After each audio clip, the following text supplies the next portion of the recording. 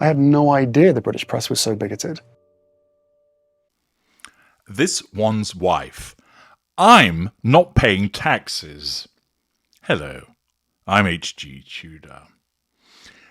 An interesting piece of information was sent my way. It comes from the subreddit Saint This One's Wife. They use her full name, as you know. I do not. And it was a post that was taken from Crazy Days and Nights. Crazy Days and Nights stated, the illiterate one is trying to make an argument that the only reason she moved back to the United States is because her husband moved here and she had to follow, so she should be exempt from paying taxes like he is. Now, first of all, as always, I will leave it up to you to determine the veracity of this material. After all, it has been presented on what essentially is a gossip site. Though I understand that many of the things that CDAN, Crazy Days and Nights, references in relation to the illiterate one, this one's wife, do turn out to be accurate. So there we are. But as ever, I utilise such information for helping you understand more about the narcissistic mindset and, of course, in relation to the way that this one's wife behaves. It's often the case that when I undertake narc detectors, which is where people utilise my objective professional expertise to determine what they're dealing with, are they dealing with a narcissist, or somebody who's not a narcissist but narcissistic, or a normal, or even perhaps an empath, I analyse information, detailed information that they've sent to me that I've elicited by virtue of a questionnaire. I've undertaken thousands of these detectors to help people understand what they're dealing with and to bring them clarity. And where the determination is that they're dealing with a narcissist, I explain why that is. Now, in a number of these submissions, I often see the issue of a failure to pay taxes originating. Why might that be amongst those that are found to be narcissists? Well, it links back to three fundamental indicators in relation to the behaviour of the narcissist. One, a sense of entitlement. I can do what I want. If I pay taxes, I'll pay taxes. If I don't want to, I don't. I am the all-conquering me. Secondly, a lack of accountability. The obligation to pay taxes is a shackle on the narcissist and this threatens control. Therefore, it follows that if the narcissist doesn't pay taxes, then that is freeing them from that shackle on control. It also creates a residual benefit because they have more money available. Thirdly, it is a demonstration of the absence of emotional empathy. They don't care that that tax money is required by the relevant authority to ensure that there is the provision of public services. They don't care that other people pay their taxes and might end up being penalised by this person's failure to do so, i.e. they have to pay higher taxes.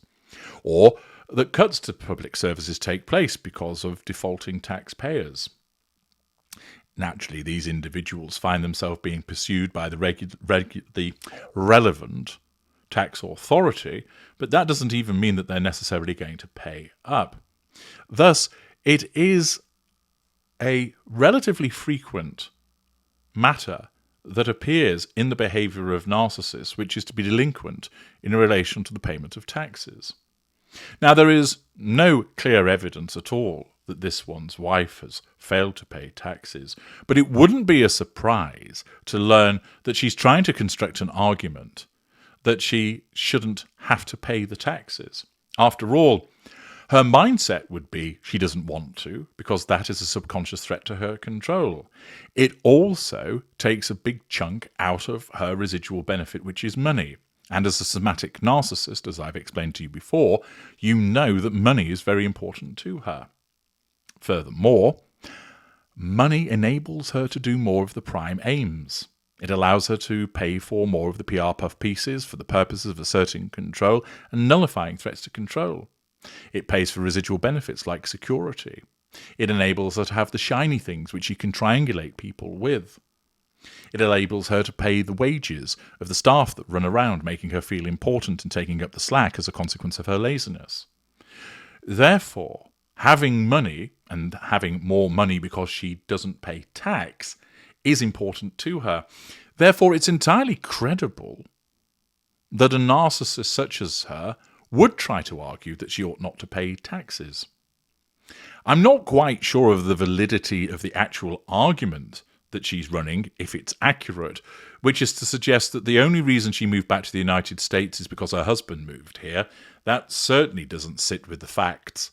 She wanted to come back to the United States because, well, we all know that she did it because she wanted to cash in on the royal family and try to make money by being a celebrity.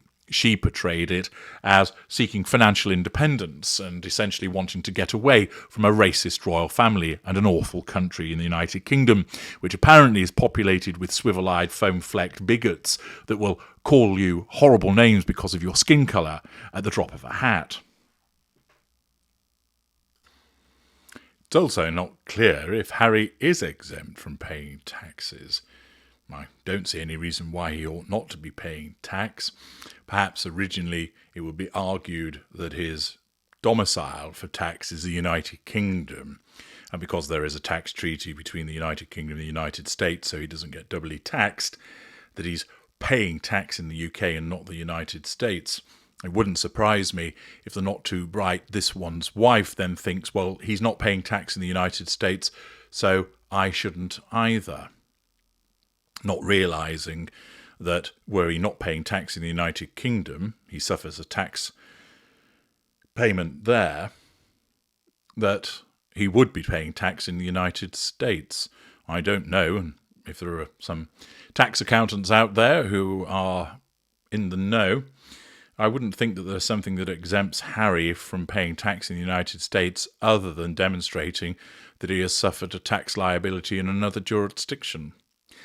Nevertheless, it does track that this one's wife would, in her entitled way of the narcissist, attempt to suggest, oh, he's not paying any tax, for whatever reason that might be, so I'm not paying any tax either, because after all, the only reason that I came here was because he moved here.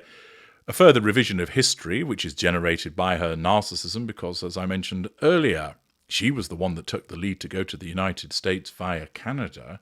It wasn't his decision, it was her. On the face of it, this seems rather preposterous. How is it that Harry's exempt from paying taxes? And would she therefore really try and construct an argument to suggest that she shouldn't be paying tax because she only moved back to the United States on the basis of him moving there? But given the fact that we know that she's not that bright, given the fact that we know that she's greedy as a consequence of her narcissism, this piece of gossip may well have the ring of truth about it. And it will be entertaining to see just where she goes with this, because like everything else that she does, it's bound to result in failure and the IRS coming after them. Indeed, I know that there are many who suggest that they ought to be properly audited because there are significant concerns about the financial conduct, should it be said, of the Sussexes. I'm H.G. Tudor. Thank you for listening.